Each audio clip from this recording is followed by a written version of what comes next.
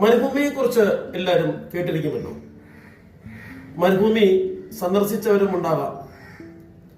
എന്നാൽ ഞാനിന്നിവിടെ പറയുന്നത് ചുവന്ന മരുഭൂമിയെക്കുറിച്ചാണ്. അതും നമ്മുടെ ദക്ഷിണ ഇന്ത്യയിലാണ്. കേട്ടിട്ടില്ലാത്തവർക്ക് വേണ്ടിയിട്ട് ഞാനിവിടെ പറയുന്നു.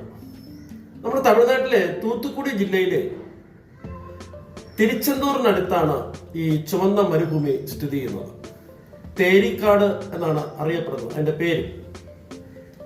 12,000 ഏക്കർ വിസ്തൃതിയിലാണ് ഈ മരുഭൂമി സ്ഥിതി ചെയ്യുന്നത്. ഇവിടുത്തെ മണൽത്തരികൾക്ക് കടും ചുവപ്പ് നിറമാണ്.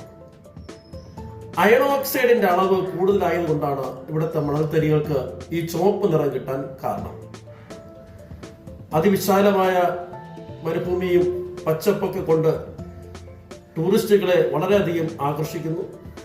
ഇവിടുത്തെ സൂര്യോദയവും സൂര്യാസ്തമനവും കാണാൻ വളരെ ഭംഗി എന്നാണ് പറയപ്പെടുന്നത്.